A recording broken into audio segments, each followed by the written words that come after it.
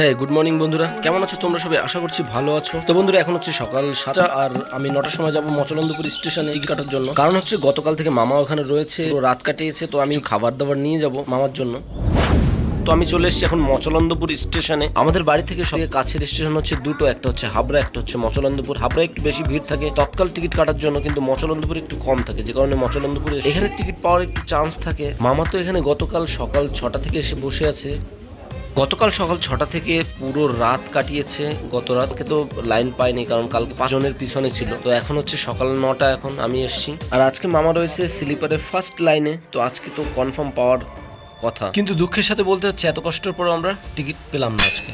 আমরা একটু ভাবনা চিন্তা করে দেখলাম, স্লিপারে যখন পেলাম না তখন এসিতে পাওয়ার একটা চান্স আছে, তার জন্য আবার আজকে থেকে এসিতে লাইন দিলাম। এখন মামা বাড়ি চলে যাবে, আমি থাকবো। মামাকে বাড়ি পাঠিয়ে দিয়ে আজকের রাতটা আমারই থাকতে হবে, কারণ মামা একদিন এক রাত এখানে ছিল। এখানে লাইন দিয়ে আমিও ফিরে চলে গেলাম বাড়িতে, কারণ আমি খাওয়া দাওয়া করে আসিনি, খাওয়া দাওয়া করে আবার আসবো। আর এই যে ছেলেটাকে দেখতে পাচ্ছি, এর নাম হচ্ছে বাবু ভাই, একে বলে আমি চলে যাই বাড়িতে।